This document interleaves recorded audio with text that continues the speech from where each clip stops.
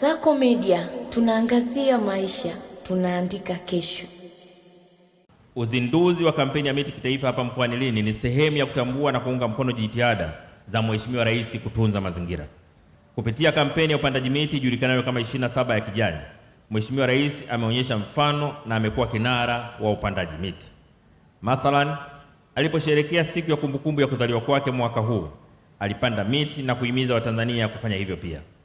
Kwa taarifa nilizonazo, tangu kampeni hii ilipoanza mwaka 2023, jumla ya miti takribani 113,199,359 imepandwa katika maeneo mbalimbali nchini.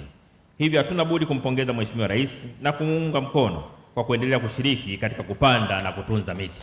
Kama njia ya kuunga mkono jitihada za Mheshimiwa Rais, ninaelekeza uongozi wa mkoa wa Lindi na mikoa yote nchini kuhakikisha jitihada za upandaji miti zinaendelezwa kwa kuwekewa mkakati mahususi unaohusisha makundi yote katika jamii na kuzingatia ekolojia ya maeneo husika, ikiwa ni pamoja na kuzuia uvamizi na uharibifu wa maeneo yote ya hifadhi ya misitu.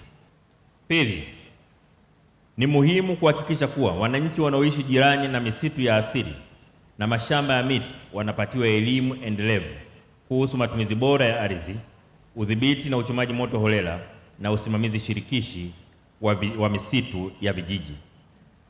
Nafahamu kwamba jitihada kubwa zimefanyika katika utoaji wa elimu na hamasa ili kujenga uadilifu katika matumizi ya rasilimali zetu, lakini jitihada kubwa zaidi ni pamoja zinahitajika na kutoa katika utoaji elimu kuhusu udhibiti uharibifu wa rasilimali zetu.